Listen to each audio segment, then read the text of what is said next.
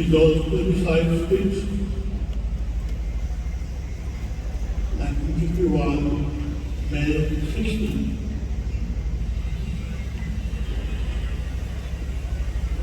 Today is a great day for our people. Throughout Naga land, our people are ceremoniously observing this day, May 16, and the day of our plebiscite day, which we are going to record by taking the thumb impression of our people. This we are doing to show India and the world of our aspiration, and that there is an effective unity of the people in Naga land. Our country was an independent nation before the British conquered us with superior force of arms. The British left our country in the year 1947 without making any special arrangement for our country, and we found ourselves under the mercy of the Indian people.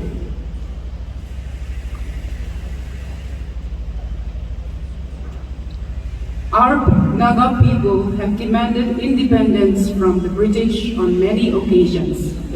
Unfortunately, we never put it on record, as our people are not accustomed to writing. The only written record submitted by our people to the British government was submitted in the year 1929, January 10, where Simon Commission, under the chairmanship of Sir John Simon, came here in Kohima seeking our people's opinion about the new reform, as it was called. Our Naga people demanded independence and said, "Leave us alone, and when you leave us, we shall be free and independent again." A long struggle has followed with the march of history, and we have fully kept pace with it. We, the Naga people, declared ourselves independent on the 14th of August 1947, and on the same day we informed India by telegram and cabled to UNO for information and record.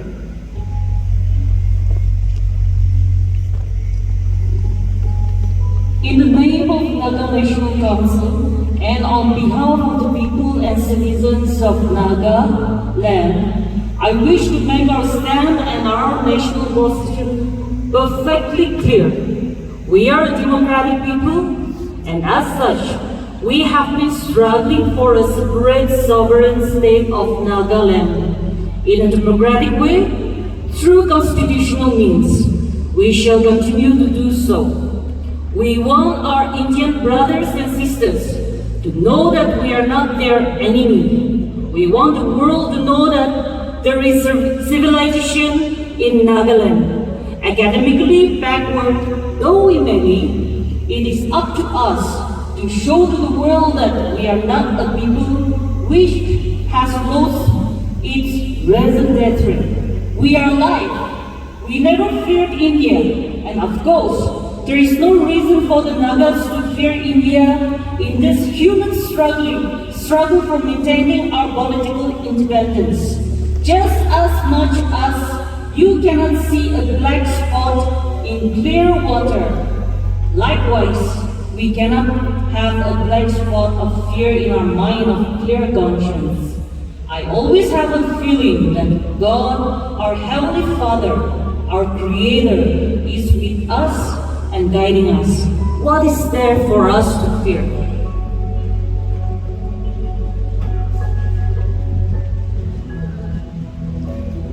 The Nagas do not ask independence from India. Indeed, we do not want anything from India.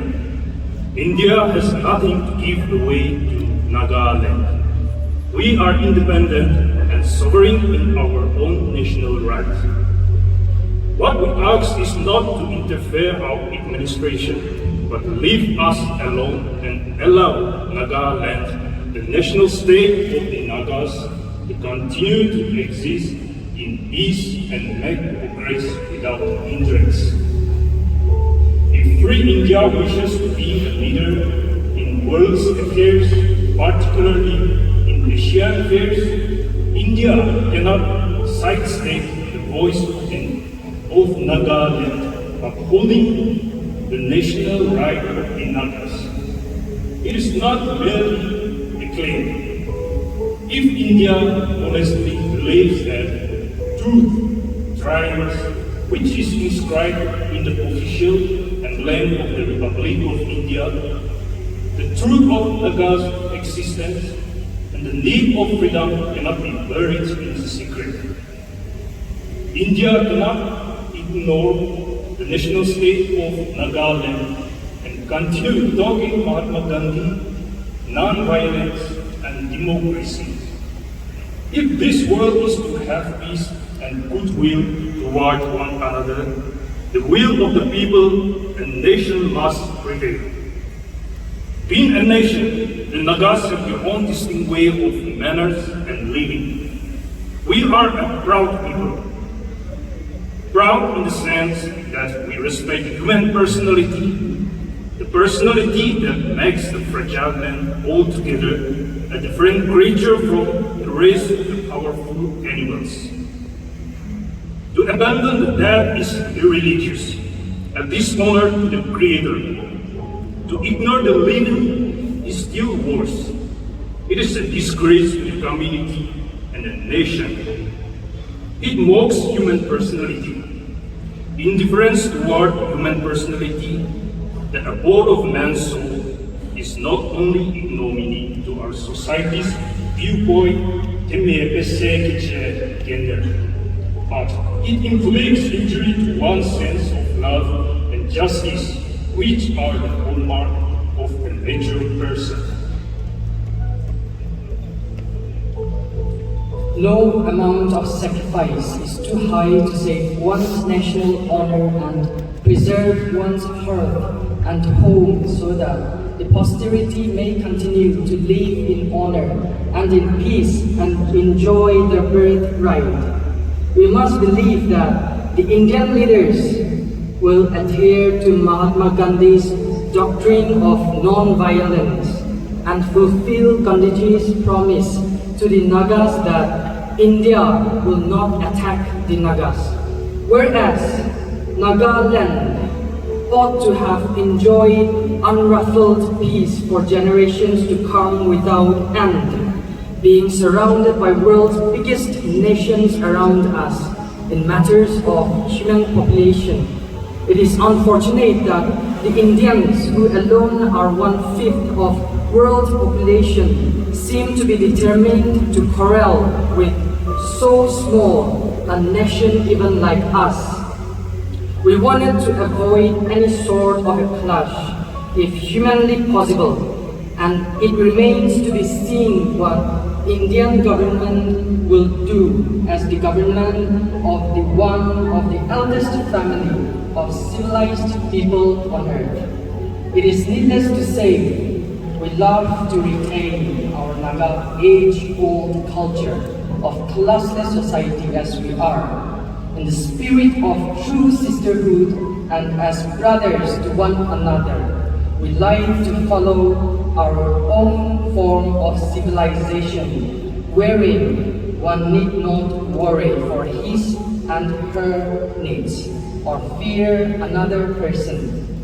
Neither do our Naga society dehumanize another person and force him or her to resort to begging. We have been threatened with violence, and we have weighed and considered everything carefully, and all of you know our position. To give away our Nagaland to please India is not the solution. Nagas shall not buy friendship with your territory. This is not an individual family matter. It concerns one whole nation, and a very small nation at that. It needs great precaution. The crisis facing our nation concerns not only of this generation, but it concerns our posterity, as our fathers braved in their generations and handed us down a heritage we are all proud of. We are here to reaffirm that we are the worthy children of our fathers, whose sacrificed their lives for us, of whom we are their posterity. We want our nation and our posterity to continue to live in honor and in peace. Is it anti-Indian to state the living fact that we want our nation to live? We intensely value our way of living, even insofar as land ownership is concerned. And we yearn nothing better live along our social institution of pure democracy in a classless society, where each regards the other as brother and sister, parent and child. We are not just a bunch of human beings called citizens.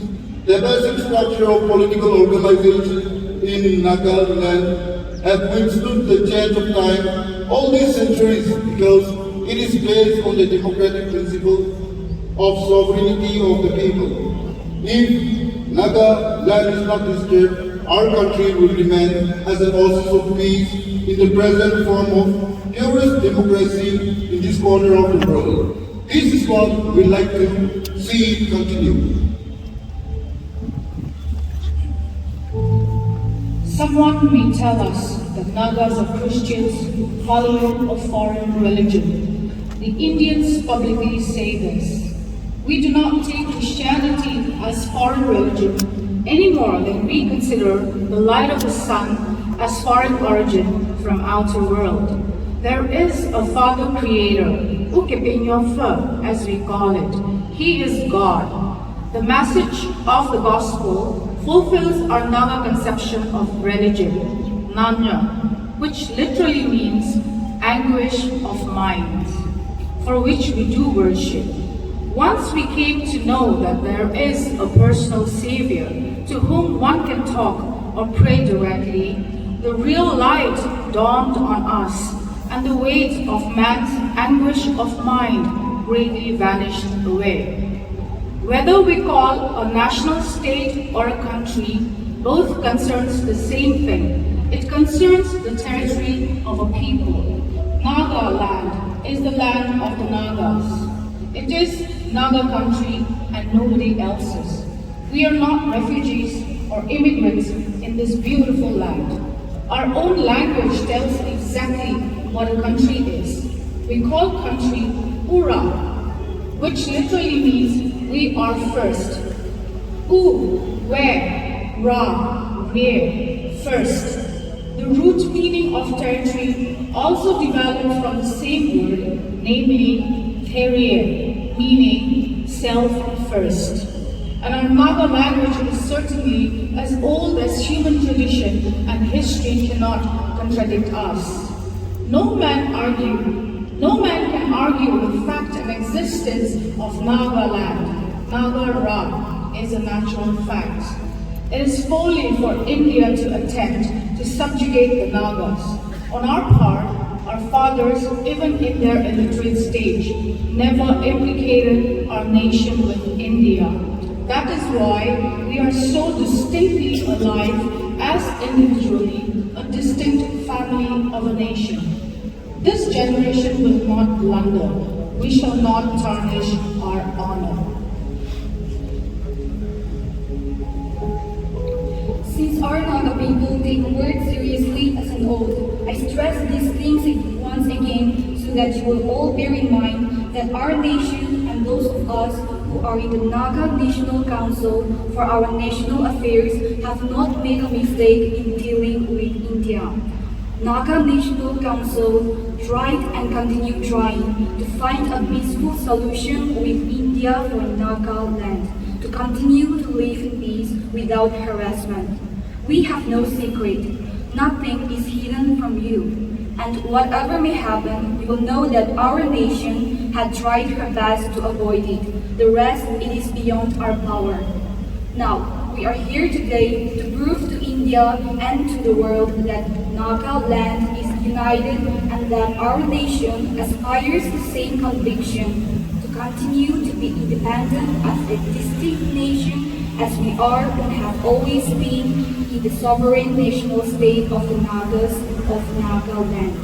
We have never doubted and we never worried about the question of our unity, which is an internal affair of Naga land alone. This was never a problem, and India has no business to interfere us. We are here united as one nation for the common cause of our nation's freedom, which is legitimate. Nagaland is independent state. We are as independent as any country could be, yet we are not free, and we cannot be free because the Indian government ceaselessly interferes our administration with the armed forces. They have been harassing our citizens all the time. We all know that the Indian government have strongly entrenched the armed forces right inside our territory, and they threaten our very existence. They use all the forces to crush, as the Prime Minister Jawaharlal Nehru put it, to our Naga delegation who went to New Delhi seeking a peaceful solution to live side by side as friendly neighbors. We shall do all what is humanly possible so that we shall not have to go down in history, in shame, or live in sorrow and disgrace. What else we cannot do? We leave it to God's own mercy and to His care, and pray that we do not become a victim of the Indian imperialism. We are here to commence our voluntary plebiscite, to put on record and to express our mind, our national policy, in the form of thumb impression. It is 5 months now that our nation has been given time to discuss about this plebiscite voluntarily offered by us to prove our unity and our spontaneous willingness to continue to live on as a distinct nation. In the past 5 months, I have visited every region of our area and met every one of you. What we do now will go down in our history. Each and every one of us will like to let our posterity know what we do now for their freedom, for their glory, and for their happiness, which they must continue to enjoy as free men. This plebiscite is led to me unknown the position of Naga land. However, those who wish to show their differences to join the Indian Union, we welcome their expression of full freedom of choice.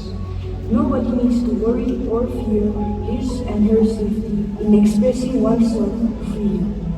All will be put in on the record in the form of fingerprint. We are making 3 separate copies for historical document, and 1 copy shall be presented to the Republic of India. Lastly, let me state that the Naga stand for independence, that is, the continued existence of Naga land as a sovereign state is not a political challenge to India. We stand on and try to reaffirm our own right as a nation. We Nagas are not against Indians. We never wanted enemies. We only hope that India shall not become an enemy. Above everything else, we want to be free as a distinct nation, and we shall be free.